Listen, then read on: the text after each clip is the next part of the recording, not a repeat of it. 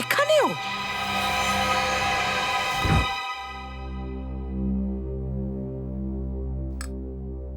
Wow Abhijit, সত্যি খুব ভালো রান্না করেছো তুমি। দারুণ লাগলো, খুব tasty. Thank you very much. কিন্তু তুমি এসিপি স্যার আর দয়া স্যারকে কেন ডাকলে না? আরে ওদের আবার ওরা ওরা তো কতবার এসছেন এখানে, আমার হাতে কত রান্না খেয়েছেন। আরে ভাই, দয়া তো পুরো খাবার খেয়ে নেয়, আমার জন্য থাকে না। খুব ভালো রান্না করি না আমি খাবার, সেই জন্যই ভাবলাম যে এইবার শুধু আপনাকেই বলি, একলা খাওয়াবো বলে।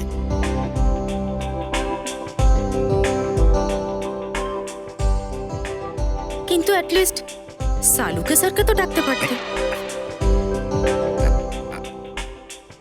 কাবাব মে হাড্ডি, কার নাম নিলে তুমি? কি বললে তুমি?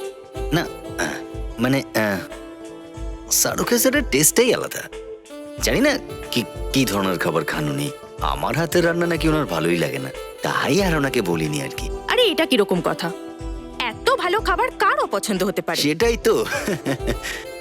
তবে একটা কথা বলি, হুম, যে মেয়ের তোমার সঙ্গে বিয়ে হবে সে মেয়েটা খুব লাকি হবে। আচ্ছা তাহলে তোমার কি মত? হ্যাঁ, না মানে একটা একটা ভালো রেস্টুরেন্ট খোলার বিষয়ে তোমার কি মত? রেস্টুরেন্ট? হুম, হ্যাঁ, খুব ভালো আইডিয়া। খুব ভালো আইডিয়া না? একদম।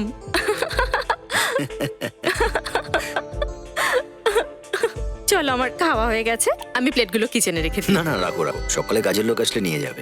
না না, অ্যাটলিস্ট এই বাকি খাবারটা তো ডাস্টবিনে ফেলে দিই। না না, তুমি তুমি রেখো না, আমি ডাকছি। It's okay Abhijit, no formalities. দাও না, আমি না না, তুমি তুমি তোমার অতিথি, তুমি তুমি না আমায় দাও, আমি রেখে দিচ্ছি। অভিজিৎ, আরে আরে না, তুমি দাও আমায় দাও বলছি, অভিজিৎ, দাও। দেখো, দাও দাও দাও বলছি। Come on. না মানে আরে আরে এখানে এখানেই রেখে দাও, আমি রেখে দিচ্ছি। আরে হ্যাঁ, ঠিক ওটা আছে। খুলো না। ও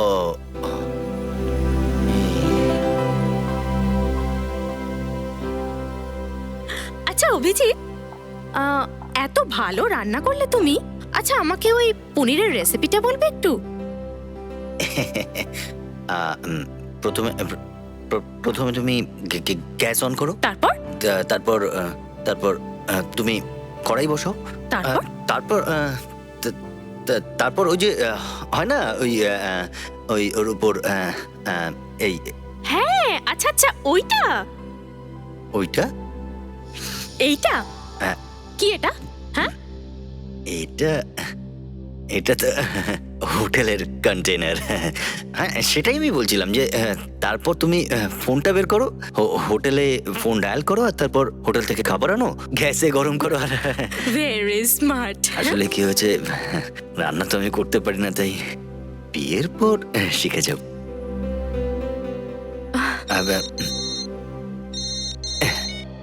হ্যালো, খুন হয়ে গেছে? কোথায়?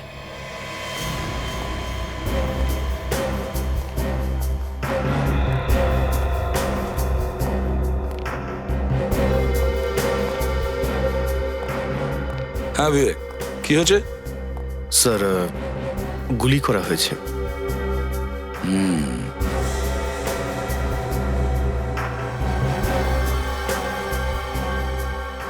গান পাউডার লেগে আছে, তার মানে হলো গুলি খুব কাছ থেকেই মেরেছে। তাছাড়া এখানে তো জায়গাও নেই, গুলি কাছ থেকেই মেরেছে। আচ্ছা, গুলি চলার শব্দ কি হয়েছিল, কাউকে জিজ্ঞেস করেছো? না স্যার, গুলির শব্দ কেউ শোনেনি।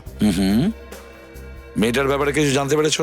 হ্যাঁ স্যার, বিল্ডিং এর লোকেরা বললো যে এর নাম হলো রেখা, হুম, আর ওই ফ্ল্যাটটাতে ভাড়া থাকতো। আচ্ছা বিবেক, স্যার, যেভাবে মেয়েটার লাশ পড়ে আছে, মেয়েটা নিচ থেকে সিঁড়ি দিয়ে ওপরে আসছিল যখন খুনি ওকে কাছ থেকে গুলি করে দেয়। হ্যাঁ স্যার, হয়তো এই মেয়েটা বাইরে থেকে আসছিল। হুম। 1 মিনিট স্যার। স্যার, এই মেয়েটার পার্স এই নিচটায় পড়েছিল, আর মেয়েটার মোবাইলটাও তার পাশেই পড়েছিল। আর এই গুলি? স্যার, গুলিটা এই নিচটায় পড়েছিল। ঠিক আছে, দ্বিতীয় লাশটা কোথায়? স্যার, এই ঘরের ভিতরে।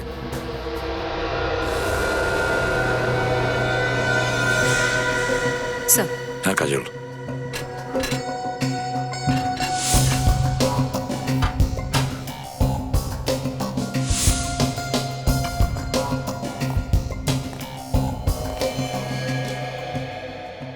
অভিজিৎ, স্যার।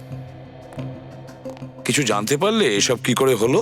স্যার, আমি প্রতিবেশীদের সঙ্গে কথা বলেছিলাম, তাদের কেউই ফোনের বিষয়ে কিছু বলতে পারল না। আর এই মহিলা এখানে একাই থাকতেন। একা?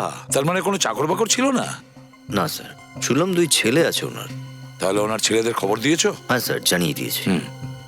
এমনিতে এই মহিলা এই পুরো বিল্ডিং এর ওনার ছিলেন স্যার। আচ্ছা, তার মানে ইনি বেশ ধনী ছিলেন। তাহলে দুষ্কৃতীরা আবার টাকার লোভে এনাকে খুন করেনি তো? স্যার, যেভাবে এই জিনিসপত্র ছড়িয়ে ছিটিয়ে রয়েছে, এখানে এই লাঠি পড়ে রয়েছে, দেওয়ালে রক্ত, দেখে মনে হয় দুষ্কৃতীদের সঙ্গে এই মহিলার বেশ ধস্তাধস্তি হয়েছে। পরে দুষ্কৃতীরা গুলি করে দেয়। হ্যাঁ, এই দেখো। আর তারপরে এই নিরীহ মহিলাকে মেরে ফেলার পর যখন ও এখান থেকে পালানোর চেষ্টা করে, তখনই সামনে সিঁড়ি দিয়ে মেয়েটা উঠে আসছিল, ব্যাস ওকেও গুলি করে দিয়েছে। কিন্তু একটা কথা আশ্চর্য স্যার, এখানে কেউই নাকি গুলি চলার আওয়াজ শোনেনি। হ্যাঁ, সেটাই তো। বন্দুকে আবার সাইলেন্সার লাগানো ছিল না তো? স্যার, দুষ্কৃতীরা বন্দুকে সাইলেন্সার, এই দুষ্কৃতীরা তো বন্দুক নিজেদের আত্মরক্ষার জন্য রাখে স্যার, যেখানে প্রয়োজন হয় সেখানে গুলি করে দেয়। সাইলেন্সার লাগিয়ে দুষ্কৃতীরা আসবে, এই বিষয়টা বেশ অদ্ভুত লাগছে।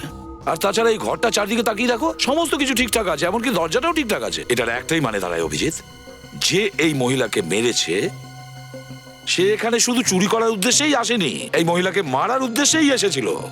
চুরিটা তো শুধু আমাদের চোখে ধুলো দেওয়ার জন্য করেছে।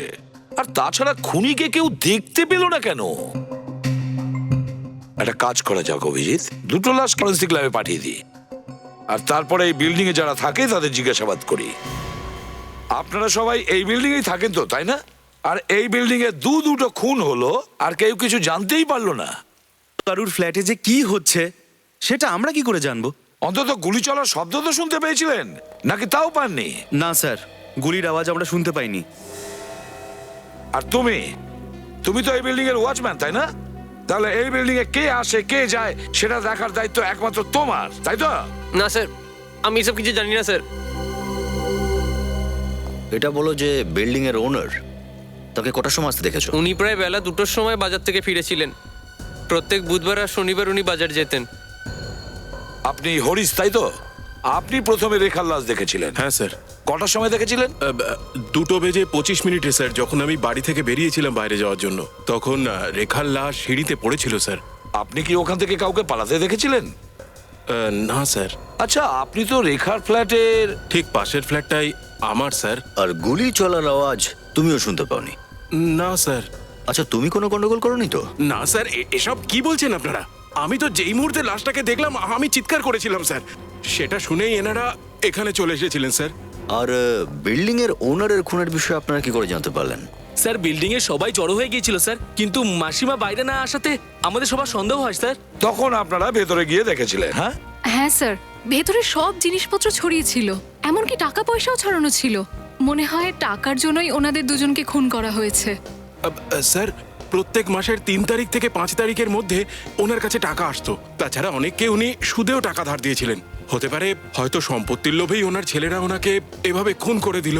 ওনার ছেলেরা কোথায় থাকে? জানি না স্যার এখন ওরা কোথায় থাকে। আগে তো ওরা একসঙ্গেই থাকতো, সব সময় ঝগড়াঝাটি করতো। একদিন ওনাদের মা ওনাদের এখান থেকে বার করে দেয়, তারপর বউ ছেলেকে নিয়ে কোথাও চলে যায়। আর এই রেখা কি একাই থাকতো নাকি ওর সঙ্গে আরো কেউ থাকতো?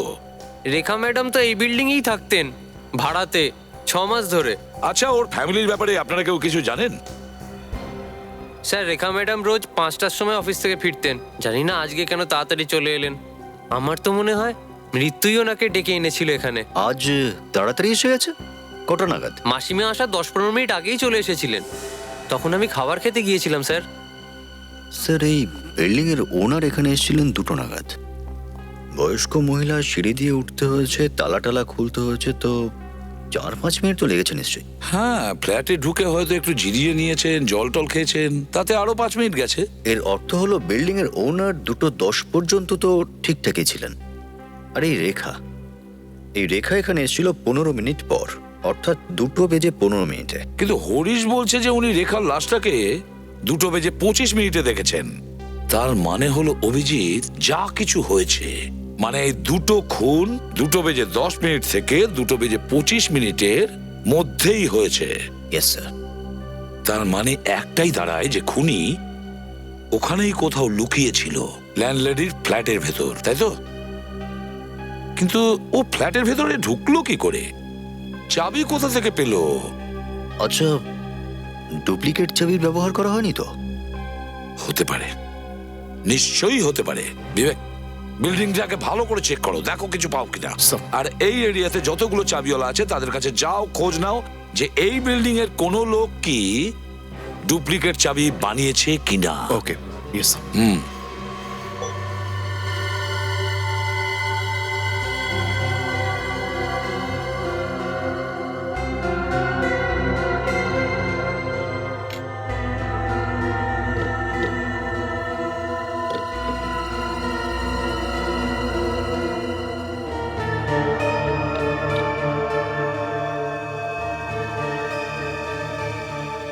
বস, এই দুটো লাশেরই ক্ষতচিহ্নের আকার প্রায় সমান।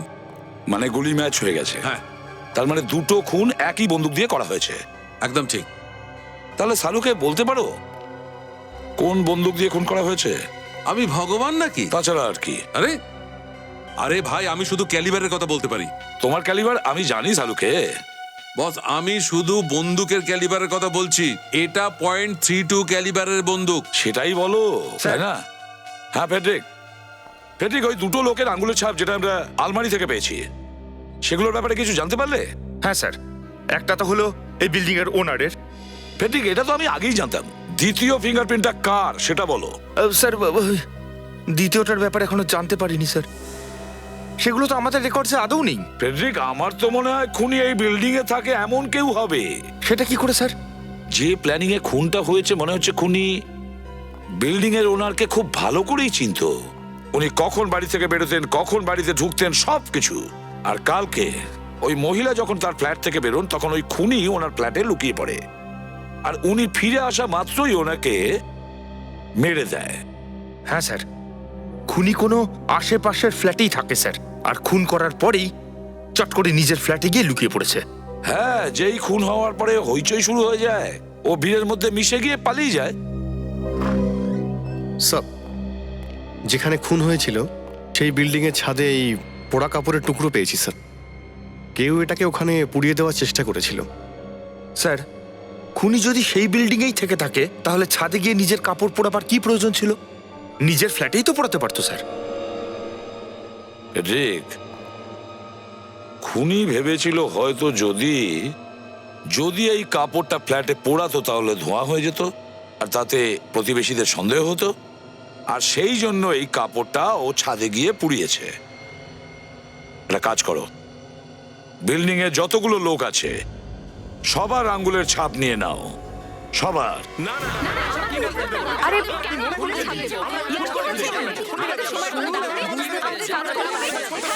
আমরা কেন দিতে যাবো? আমরা কি খুনটা করেছি? তোমরা খুনিটাকে ধরতে পারছো না, তাই জন্য আমাদেরকে এইভাবে হ্যারাস করছো। না না, কোনো কথা শুনতে পারবো না। ইয়ার কি হচ্ছে? আসল খুনিকে না ধরতে পেরে এখন আমাদেরকে এইভাবে বিরক্ত করা। না,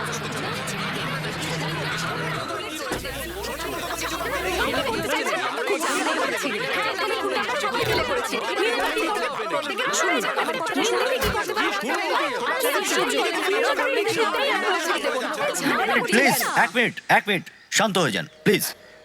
স্যার, এরা কেউই নিজেদের আঙুলের ছাপ দিতে চাইছে না। কি ব্যাপার, আপনারা আপনাদের ফিঙ্গারপ্রিন্টস কেন দেবেন? দেখুন, যখন আমরা এই খুনটা করিনি তাহলে ফিঙ্গারপ্রিন্ট দেবো কেন? আপনারা শুধু শুধু কেন বিরক্ত করছেন আমাদের? আমরা আপনাদের বিরক্ত করছি? হ্যাঁ, আমরা যা কিছু করছি আপনাদের জন্যই করছি, আপনাদের সিকিউরিটির জন্য করছি। আমরা শুধু এটাই চাই যে অপরাধীর শাস্তি পাক, কোনো নিরপরাধ যেন শাস্তি না পায়। আর আপনারা যদি কিছু করেই না থাকেন তাহলে চিন্তা কিসের আপনাদের? কেন ভয় পাচ্ছেন? হ্যাঁ, আপনারা আমাদের উপর দোষারোপ করছেন সিআইডির উপর। আরে সিআইডি কোনো জাদুকর নাকি? তুড়ি দেবে আর খুনির সামনে চলে আসবে? কেস সলভ করার জন্য আমরা আপনাদের সাহায্য চাই। দিনরাত নিজেদের প্রাণের বাজি লাগিয়ে আপনাদের জন্য কাজ করি আমরা। সকালে যখন বাড়ি থেকে বেরোই তখন আমরা জানিও না যে সন্ধ্যাবেলা বাড়িতে ফিরবো কিনা। আর আপনারা বিরক্ত হচ্ছেন। ঠিক আছে, প্রয়োজন নেই আপনাদের ফিঙ্গারপ্রিন্টের, চাই না আমার। কিন্তু মনে রাখবেন, কাল যদি আপনাদের সঙ্গে এরকম হয়, আপনাদের বাড়িতে যদি কেউ খুন হয় আর কেউ যদি আপনাদেরকে সাহায্য করতে এগিয়ে না আসে, তাহলে আমাদের কাছে কিন্তু আসবেন না। চলো কাজল। স্যার আমি দিতে রাজি।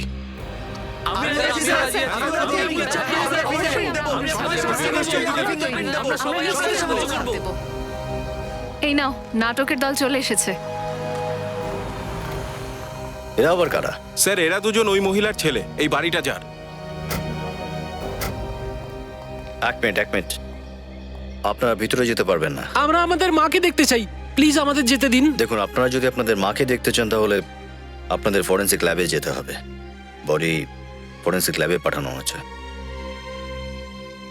স্যার, সবার ফিঙ্গারপ্রিন্টস নেওয়া হয়ে গেছে। Very good. একটা কাজ করো, এদেরকেও ফরেন্সিক ল্যাবে পাঠিয়ে দাও।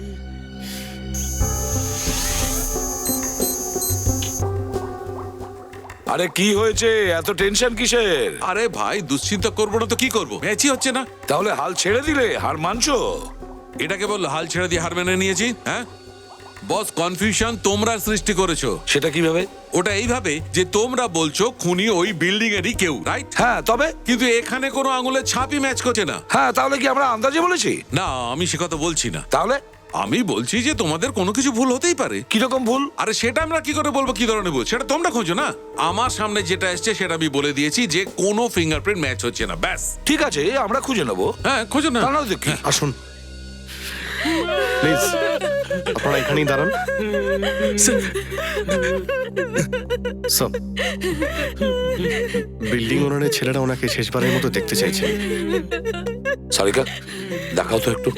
স্যার,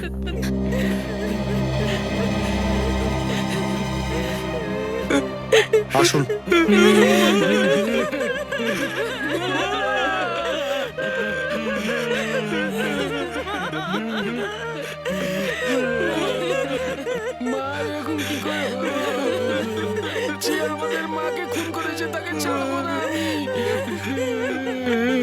আপনারা কোথায় ছিলেন যখন এসব হয়েছিল? স্যার, আমরা গোয়াতে ছিলাম। গোয়াতে? কেন, গোয়াতে কি করতে গিয়েছিলেন? আমরা ছুটি কাটাতে গিয়েছিলাম স্যার। সত্যি বলছেন তো? স্যার সত্যি বলছি, কেন মিথ্যে বলবো? যখনই জানতে পারলাম আমরা ফিরে এলাম। স্যার হ্যাঁ ফেডরিক, 1 মিনিট স্যার।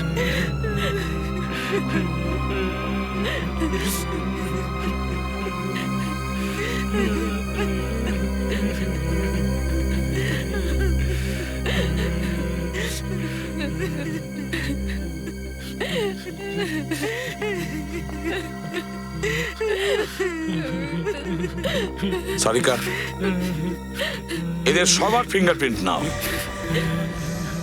আমাদের আঙুলের ছাপ? কিন্তু কেন স্যার? ঝগড়া করে মায়ের থেকে আলাদা ছিল তো তোমরা? হতে পারে তোমাদের মাকে খুন তোমরা দুই ভাই মিলে করেছো। কিন্তু আমরা তো গোয়াতে ছিলাম স্যার। আমরা কেন আমাদের মাকে খুন করতে যাব? যদি তোমরা তোমাদের মাকে না খুন করে থাকো তাহলে ভয় পাচ্ছ কেন? ফিঙ্গারপ্রিন্ট দিয়ে দাও। সারিকা, এদের ফিঙ্গারপ্রিন্ট নিয়ে নাও।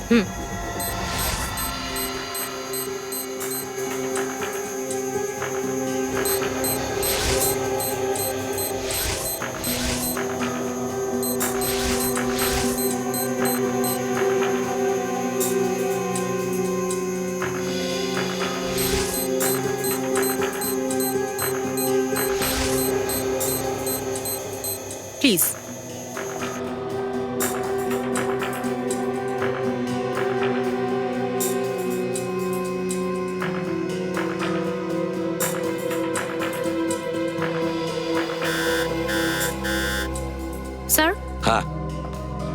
স্যার এদের মধ্যে একজনের ফিঙ্গারপ্রিন্ট ম্যাচ করে গেছে। সেটা কার? এর স্যার।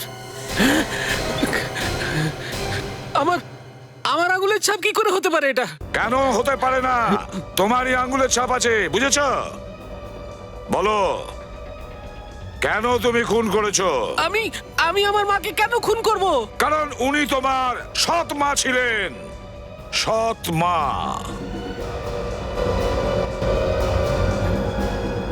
হ্যাঁ, উনি আমার সৎ মা ছিলেন। আমার সৎ মা ছিলেন, কিন্তু আমি ওনাকে খুব ভালোবাসতাম।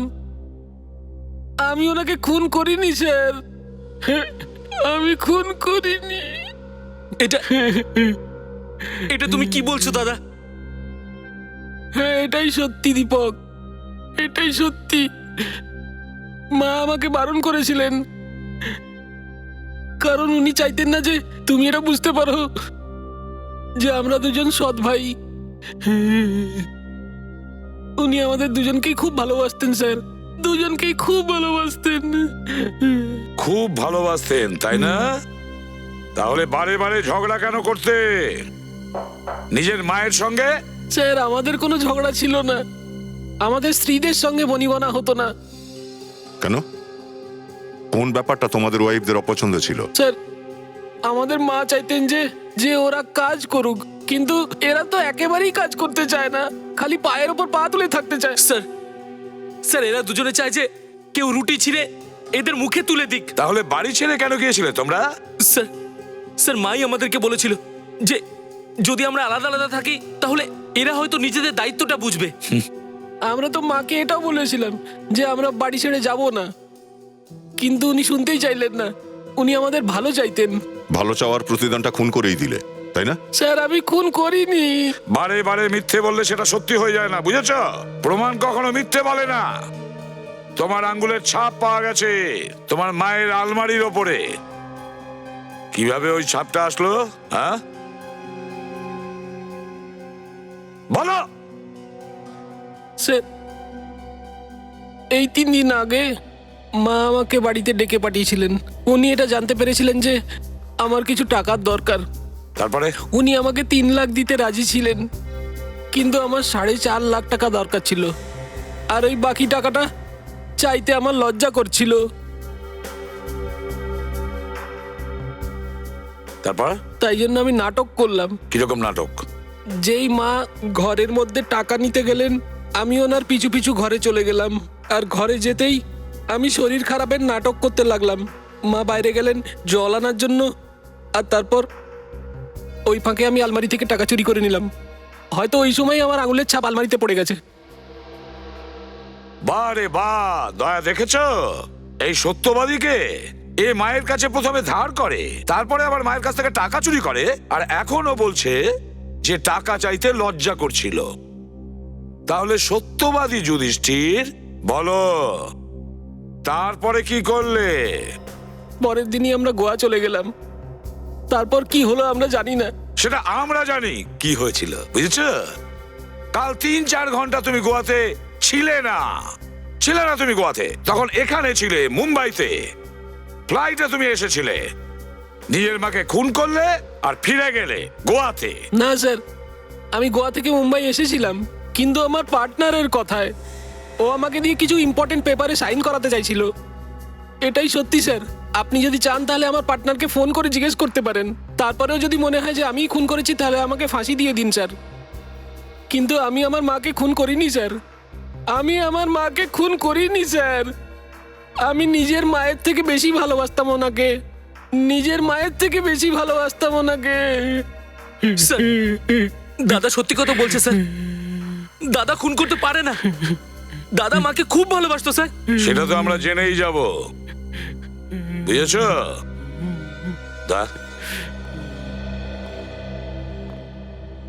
জানি না আমার কেন মনে হচ্ছে কিছু একটা আমাদের নজর এড়িয়ে যাচ্ছে এই কেসটাতে। কিছু একটা তো মিস হচ্ছে। আবার পুরোটা প্রথম থেকে দেখতে হবে। ততক্ষণে একে কাস্টডিতেই রাখো।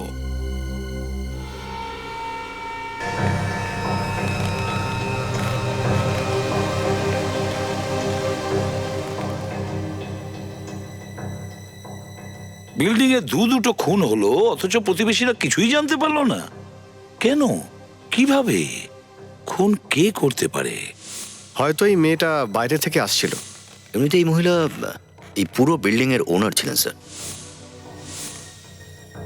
স্যার, এই মেয়েটার পার্স এই নিচটায় পড়েছিল, আর মেয়েটার মোবাইলটাও তার পাশেই পড়েছিল।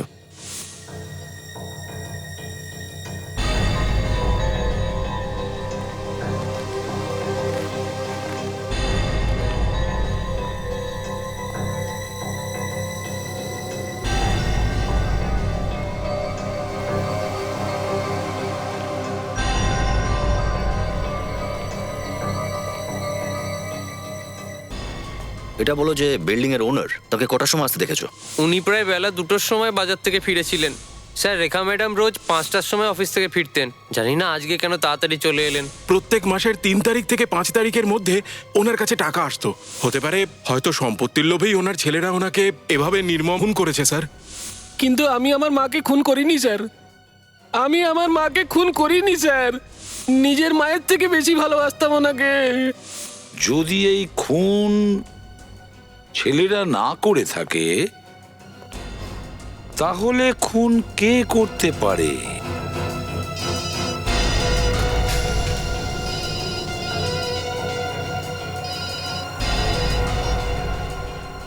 হ্যাঁ অভিজিৎ,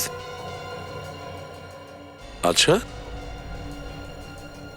হ্যাঁ হ্যাঁ ঠিক আছে, আমি তোমাকে পরে ফোন করছি। ওকে ওকে।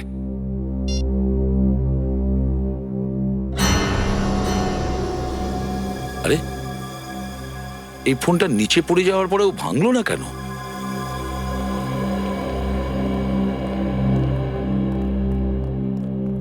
কি হয়েছে স্যার? কি ব্যাপার যে এত রাতে আমাদের ডেকে পাঠালেন?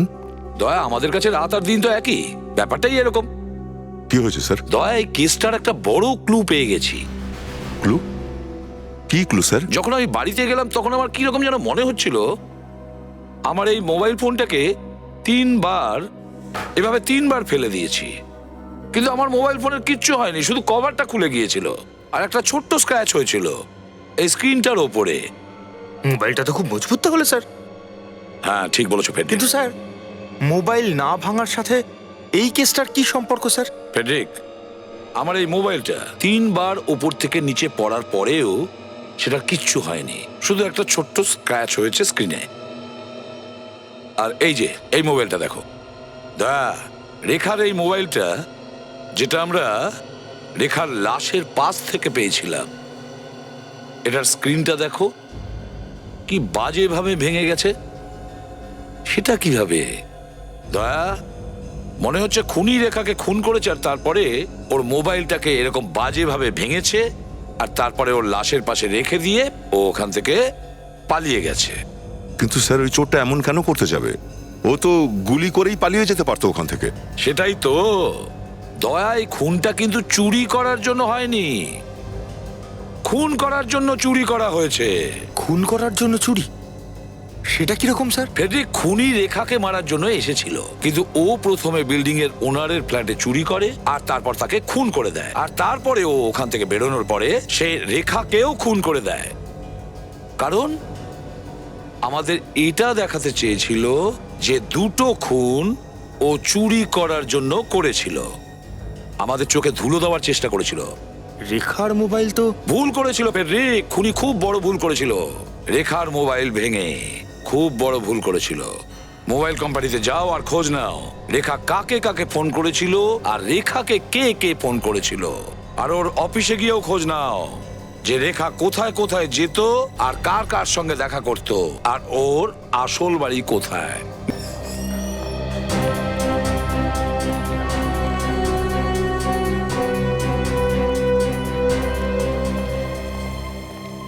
ইয়েস, কে আপনারা? সিআইডি। সিআইডি? আগে হ্যাঁ। আর আপনি কে? আগে আমি এখানকার ম্যানেজার। কি হয়েছে স্যার, কি ব্যাপার? আপনাদের এখানে রেখা নামের যে মহিলা কাজ করতেন, হ্যাঁ। উনি এই পৃথিবীতে আর নেই, ওনাকে খুন করা হয়েছে। হোয়াট? কি? রেখার খুন হয়ে গেছে? কে করেছে রেখাকে খুন? আমরা খুনিকে খুঁজছি, সেই জন্য এখানে এসেছি। রেখা খুবই ভালো মেয়ে ছিল অফিসার, প্রচন্ড পরিশ্রমী ছিল। সবার সাথে মিলেমিশে থাকতো। কবে থেকে কাজ করতো ও এখানে? প্রায় ধরুন 6 মাস। এখানে ওনার সাথে কারোর ঝামেলা ছিল? স্যার যে মেয়ে আজ পর্যন্ত কারোর সঙ্গে জোরে কথা পর্যন্ত বলেনি, তার সঙ্গে কারোর কোনো রকম ঝামেলা কিভাবে হতে পারে স্যার? আচ্ছা এটা বলুন যে ওনাকে এখানে কে পাঠিয়েছিল?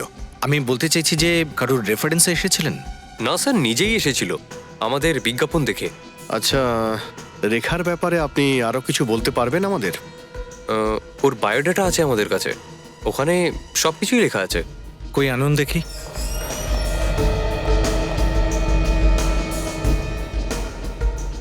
বায়োডাটাতে লেখা আছে যে 4 বছর ধরে রেখা মুম্বাইতে কাজ করত, আর তার মাঝে একবার চাকরিও ছেড়ে দিয়েছিল। আরে দেখো, 2005 থেকে 2009 পর্যন্ত উনি এই কোম্পানিতে কাজ করেছিলেন, আর তারপর 2009 থেকে 2011 ফেব্রুয়ারি পর্যন্ত কোনো কাজই করেননি। আপনি ওনাকে জিজ্ঞেস করেননি এই 2 বছর উনি কি করেছিলেন? জিজ্ঞেস করেছিলাম স্যার।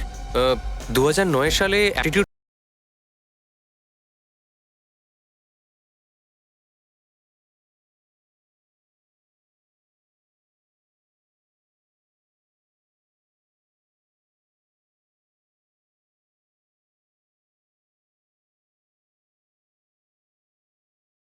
কেউ দেখা করতে এসেছে। স্যার একবার আমি ওকে দেখেছিলাম একটা লোকের সঙ্গে কথা বলতে অফিসের বাইরে। আচ্ছা, কে ছিল লোকটা? বলতে পারবো না স্যার, দূর থেকে দেখেছিলাম তাই ভালো করে বুঝতে পারিনি। এটা কবেকার কথা? স্যার তা 3-4 মাস আগে। আচ্ছা, আর কিছু মনে আছে আপনার? স্যার দেখে মনে হচ্ছিল ওই লোকটা রেখাকে খোশামত করছিল। তারপর আমি আর ওই লোকটাকে দেখিনি। একবার আমি রেখাকে জিজ্ঞেস করেছিলাম, কিন্তু ও এই ব্যাপারে আমাকে আর কোনোদিনই কিছু বলেনি। কি হতে পারে এই লোকটা? দয়া, 2 থেকে 2:25 মধ্যে রেখা আর ওই বিল্ডিং এর ওনারের খুন হয়ে যায়। হ্যাঁ স্যার। আর তারপর 2টোর সময় 2:15 আর 2:20 একই নাম্বার থেকে রেখার কাছে 3বার ফোন আসে। হ্যাঁ স্যার, আর মারা যাওয়ার একদিন আগে এই নাম্বার থেকেই কেউ রেখাকে ফোন করেছিল স্যার, রাতে প্রায় 11:45 নাগাদ। পুরো 2 মিনিট ধরে কথা বলেছিল। রাত্রে? হ্যাঁ স্যার। দয়া, কেউ যদি রাত্রে ফোন করে আর এতক্ষণ ধরে কথা বলে তাহলে সেই লোক নিশ্চয়ই কোনো পরিচিত লোকই হবে। আর স্যার মারা যাওয়ার আগে যে 3টে ফোন কল এসেছিল, তার প্রথমটায় 40 সেকেন্ড, দ্বিতীয়টায় 37 সেকেন্ড, আর তৃতীয়টায় 25 সেকেন্ড কথা বলেছিল স্যার যে ফোন করেছিল। দয়া, আবার এরকমটা নয় তো, এ যেই হোক না কেন সে এটা জানার চেষ্টা করেছিল যে তখন রেখা ঠিক কোন জায়গায় আছে। হ্যাঁ স্যার, মনে হচ্ছে এমনটাই কিছু ঘটেছে। তাই তো? একটা কাজ করো দয়া, এই নাম্বারে ফোন করে দেখো, জানা তো যাবে যে এটা কার নাম্বার। স্যার আমি এই নাম্বারে ফোন করেছিলাম স্যার, কিন্তু ফোন বন্ধ আছে স্যার। আচ্ছা। স্যার বলুন কি ব্যাপার? স্যার আমি রেখার বান্ধবী মালিনী। আমি ওর বাড়িতে গিয়ে জানতে পারলাম যে ও খুন হয়ে গেছে, আর সিআইডি এই কেসটা দেখছে। ঠিকই বলেছে ওরা। স্যার কিছু জানতে পারলেন খুনির সম্পর্কে? না, এখনো পর্যন্ত কিছুই জানা যায়নি। আচ্ছা, আপনি রেখাকে কবে থেকে চেনেন? স্যার 6 বছর আগে আমরা অ্যাপটিটিউড কোম্পানিতে একসঙ্গে কাজ করতাম, কিন্তু 2 বছর আগে ও হঠাৎ কোথায় গায়েব হয়ে গেছিল। গায়েব হয়ে গেছিল? কি করে? জানি না স্যার, ও না জানিয়ে কোথাও চলে গেছিল। তাহলে তুমি খোঁজ করার চেষ্টা করোনি? জানার অনেক চেষ্টা করেছি স্যার, কিন্তু কোথাও কোনো খবর পাইনি। তারপর হঠাৎই ও 5 মাস আগে ফোন করে যে ও মুম্বাই ফিরে এসেছে। ও, তো তোমাদের দেখা হয়েছিল? হ্যাঁ স্যার, 4-5 বার দেখা করেছি, আর কাল রাতেও দেখা করার কথা ছিল। হ্যাঁ, কিন্তু বেচারি তার আগেই খুন হয়ে যায়। আমি ওকে অনেকবার ফোনে ট্রাই করেছি, কিন্তু ওর ফোনটা সুইচড অফ ছিল স্যার। আমাদের ফিল্ম দেখতে যাওয়ার কথা ছিল, কিন্তু ও তো আর ফোনই করলো না। আচ্ছা, তোমার বন্ধু রেখার সঙ্গে কি কারোর প্রেম ভালোবাসা ছিল কি? এই ব্যাপারে তো কখনো আমাকে কিছু বলেনি ও। আচ্ছা, এই অ্যাপটিটিউড কোম্পানিটা কোথায়? এই কোম্পানিটা তো 1.5 বছর আগে বন্ধ হয়ে গেছে। ও কি কখনো বলেছে যে 2 বছর আগে হঠাৎ কেন গায়েব হয়ে গিয়েছিল, বা তুমি জিজ্ঞাসা করেছো ওকে? আমি ওকে জিজ্ঞেস করার অনেক চেষ্টা করেছি, কিন্তু ও এই ব্যাপারে কখনো কিছুই বলেনি আমাকে। আচ্ছা, কোনো ব্যাপার না, তবুও থ্যাংক ইউ ভেরি মাচ। আপনি এখানে আসাতে রেখার ব্যাপারে আমরা অনেক কিছু জানতে পারলাম। আপনি যেতে পারেন, কিন্তু হ্যাঁ, যদি দরকার পড়ে তাহলে আপনাকে আবার ডেকে পাঠাবো, ঠিক আছে? নিশ্চয়ই sir. Thank you. Thank you very much. Daya, নিশ্চয়ই রেখার সঙ্গে 2 বছর আগে কিছু একটা হয়েছিল। ও উধাও হওয়ার পরে আবার 2 বছর পরে এখানে ফিরেও আসে। আর ফিরে আসার 6 মাসের মধ্যেই কেউ ওকে খুন করে ফেললো স্যার। আচ্ছা, ওর গ্রামের ব্যাপারে কিছু জানা গেছে? হ্যাঁ স্যার, রেখার অফিসের যে ওয়াচম্যান আছে ও বলেছিল যে রেখা একবার ওকে কিছু টাকা মানি অর্ডার করবার জন্য দিয়েছিল নাসিকের কাছে কোনো গ্রামে। নিখিল গিয়েছে খোঁজ নিতে। ওকে স্যার, হ্যাঁ, যেই নাম্বার থেকে রেখাকে ফোন করা হয়েছিল সেই নাম্বারটা একজন নিতিন বলে কোনো লোকের, কান্দিবাড়িতে থাকে। লোকেশন জানতে পারলে যে শেষবার কোথা থেকে ফোন এসেছিল? হ্যাঁ স্যার, ওই বিল্ডিং থেকেই ওকে ফোন করা হয়েছিল স্যার, যেই বিল্ডিং এ খুন দুটো হয়েছে। ও, ওই বিল্ডিং থেকেই ফোন এসেছিল।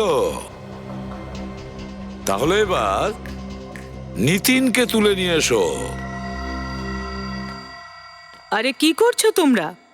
ভেতরে কি আছে দেখতে চাও? এই বাড়িটা কি নিতিনের? হ্যাঁ, নিতিনের বাড়ি। নিতিন কোথায়? আমেরিকার ভিসা আছে? না, কেন? তাহলে তো দেখা করা মুশকিল। মানে নিতিন আমেরিকায়? হ্যাঁ, কবে থেকে? 2 বছর হয়ে গেল।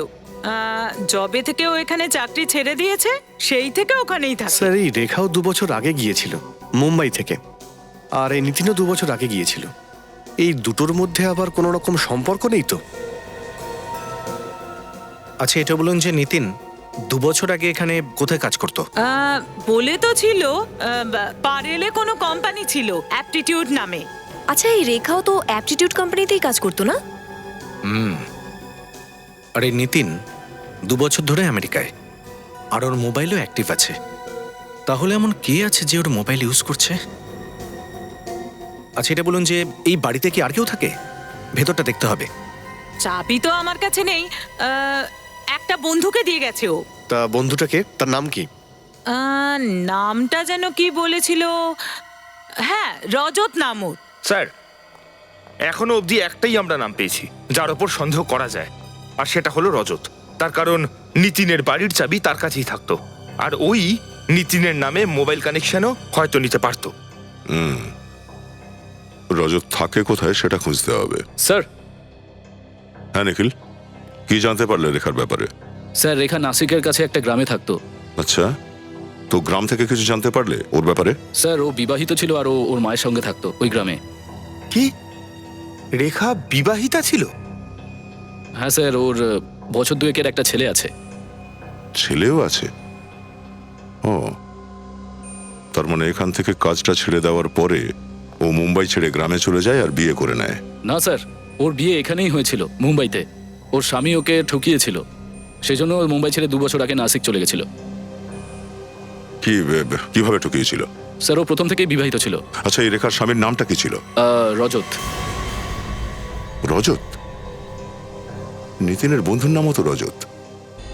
আচ্ছা, নিতিনের বন্ধু আর রেখার স্বামী রজত একই লোক নয় তো? হতে পারে স্যার।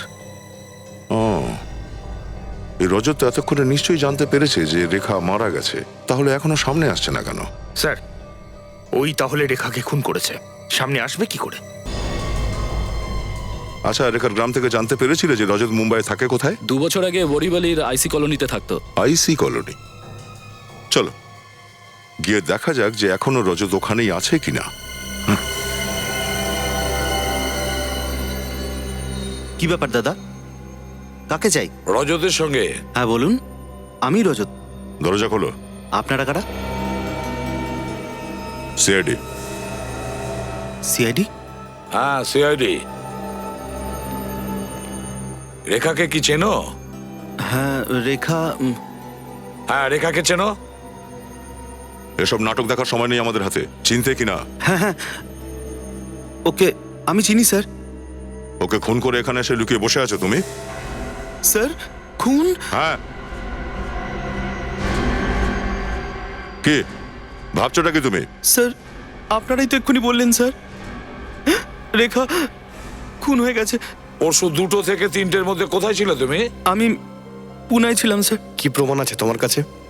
প্রমাণ স্যার, হোটেল রক স্যার। আপনি চাইলে ফোন করে কথা বলে নিতে পারেন। আমি রুম নাম্বার 203-তে উঠেছিলাম স্যার। বিবেক, খোঁজ নাও, এ সত্যি বলছে না মিথ্যে বলছে? Yes sir. রেখার সঙ্গে দেখা করেছিলে তো? হ্যাঁ স্যার, 2বার দেখা করেছিলাম, তাও আবার সেই 3 মাস আগে। কোথায়? স্যার, রেখা মুম্বাইতে ছিল না। হঠাৎই 3 মাস আগে আমি রেখাকে ওর অফিসের বাইরে দেখি, তখনই আমি জানতে পারি ও মুম্বাইতে আছে। স্যার আমি ওর সাথে কথা বলার চেষ্টা করেছিলাম, কিন্তু ও আমার সাথে কথাই বলেনি স্যার। কেন কেন কথা বলেনি তোমার সাথে? আমার একটা ছোট্ট ভুল হয়ে গেছিল। ভুল? কি ধরনের ভুল? স্যার আমি আর রেখা একই অফিসেই কাজ করতাম, আর আমি ওকে ভালোবেসে ফেলেছিলাম। তোতে ভুলের কি আছে? হ্যাঁ না স্যার, আমি আগেই বিবাহিত ছিলাম। ও, আর রেখা এটা জানতো না যে তুমি অলরেডি বিবাহিত? না স্যার, তারপরে রেখাও আমাকে ভালোবেসে ফেলেছিল। তারপরে আমরা চুপি চুপি দ্বিতীয় বিয়ে করে নিই। তারপরে স্যার যেই ও জানতে পারলো, আমার উপরে রেগে গিয়ে আমাকে ছেড়ে চলে গেছিল। আর পরে আবার যখন দেখা হলো তুমি ভয় পেয়ে গেলে যে পাছে ও তোমাকে ধরিয়ে দেয়, হ্যাঁ? তাই তুমি ওকে খুন করিয়ে দিলে? না না না না স্যার, আমার তো ওর সাথে গত 3 মাস ধরে দেখা হয়নি। এই নিতিনটাকে? নিতিন? নিতিন? হ্যাঁ, ও তো আমার বন্ধু, দুজনেই একই অফিসে কাজ করতাম। এখন তো ও আমেরিকাতে থাকে।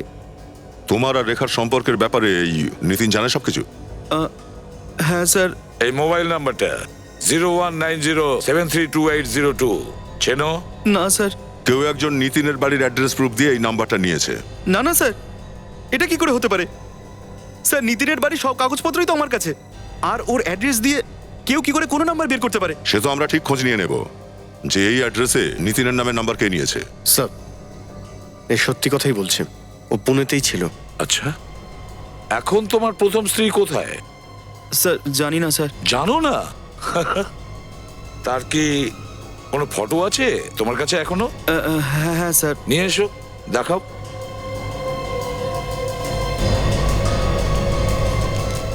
স্যার এই হলো আমার প্রথম স্ত্রী।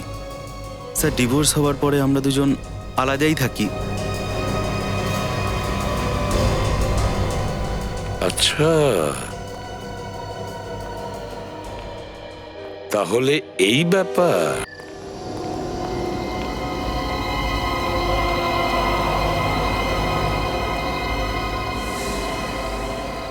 দরজাটা তো খোলা, ভেতরে নিশ্চয়ই কেউ আছে।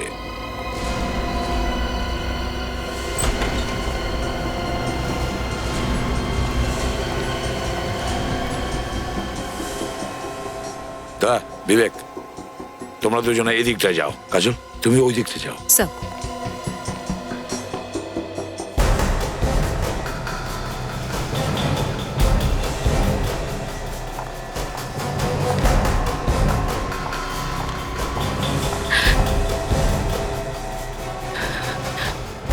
কোথায় পালাচ্ছ? আমি কোথাও পালাচ্ছি না স্যার, আমি কিচ্ছু করিনি। তাহলে এরকম চুপি চুপি কোথায় যাচ্ছিলে একজন অপরাধীর মতো? আমি সত্যি বলছি স্যার, আমি কিচ্ছু করিনি, আমি কোনো অন্যায় করিনি। হ্যাঁ সে তো দেখাই যাচ্ছে, মাথার চুল থেকে পায়ের নখ পর্যন্ত ধোয়া তুলসী পাতা তুমি। দাঁড়া, কেউ আমার কাছে আসবে না, আমার থেকে দূরে থাকবে। কেউ কাছে আসার চেষ্টা করলে আমি কিন্তু তাহলে আত্মহত্যা করব। না মালিনী, পাগলামি ছাড়ো, আমাদের কথা শোনো আর নিজেকে সারেন্ডার করে দাও। আমার কাছে আসার চেষ্টা করলে আমি সত্যি কিন্তু আত্মহত্যা করব। ছাড়ো আমাকে। তুই মেরেছিস না রেখাকে?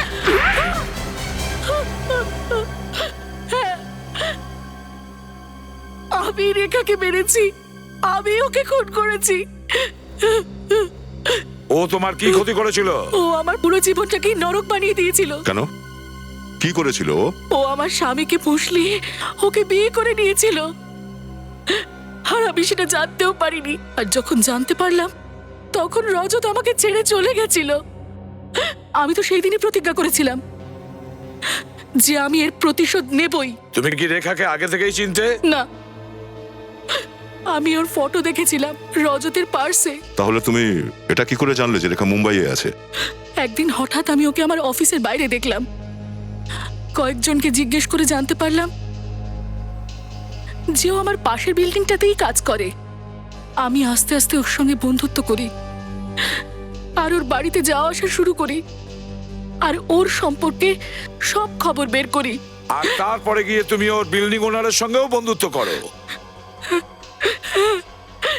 কিন্তু একদিন রেখার উপর আমার খুব রাগ হয়। কিসের জন্য? একদিন রজতের সঙ্গে আমি রেখাকে দেখি, ভেবেছিলাম যদি ওরা আবার এক হয়ে যায়, রেখা যদি রজতকে ওর ছেলের সম্পর্কে বলে তাহলে তাহলে ও ওকে কাছে টেনে নেবে, এটা ভেবেই আমি ভেতরে ভেতরে কষ্ট পাচ্ছিলাম। এই কাহিনীটা তো আমরা শুনলাম। হ্যাঁ, এবার বলো যে রেখাকে মারলে কি করে? আমি জানতাম যে ওর বাড়ির মালিক প্রতি বুধবার আর শনিবার 12টা থেকে 2টোর মধ্যে মার্কেটে যায়। আর তারপরে তুমি শনিবারে 12টা থেকে 2টোর মধ্যে তুমি ওনার ফ্ল্যাটে ঢুকে লুকিয়ে পড়ো। কিন্তু ওই ফ্ল্যাটে ঢোকার জন্য চাবি কোথা থেকে পেলে? হ্যাঁ, আমি ওনার ফ্ল্যাটের ডুপ্লিকেট চাবি বানিয়েছিলাম আর সুযোগ পেয়ে ওনার ফ্ল্যাটে ঢুকে লুকিয়ে পড়ি। ওই মহিলা ফ্ল্যাটে ঢোকা মাত্রই আমি ওনাকেও মেরে ফেলি। আর রেখাকে ফোন করে তুমি বাড়িতে ডেকে নিলে? আমি রেখাকে আগেই বলেছিলাম যে আজকে আমরা ফিল্ম দেখতে যাব, তুমি হাফ ডে ছুটি নিয়ে চলে এসো, আর ও রাজিও হয়ে যায়। আর প্রতি 5 মিনিট অন্তর তুমি রেখাকে ফোন করতে থাকো, এটা জানার জন্য যে ও তখন কোথায় আছে। আর যখন রেখা আমাকে বলল যে ও বাইরে সিঁড়িতে আছে, তখন বাইরে গিয়ে আমি সিঁড়িতেই রেখাকে মেরে ফেলেছিলাম আর ওর ফোনটাও ভেঙে দিয়েছিলাম যাতে ফোনের কোনো রেকর্ড না পাওয়া যায়। তারপর ওখান থেকে ছাদে পালিয়ে যাই। আর ওখানে গিয়ে তুমি নিজের জ্যাকেটটা পরালে, তারপর বি উইং হয়ে নিচে নেমে পালিয়ে গেলে। হ্যাঁ, তোমার প্রতিশোধের আগুনে তুমি দুটো মানুষকে খুন করলে। যদি ঠান্ডা মাথায় ভেবে দেখতে তাহলে আজকে হয়তো এই পরিস্থিতি হতো না। এবার জেলে পচে মরো, ফাঁসির অর্ডার আসা পর্যন্ত।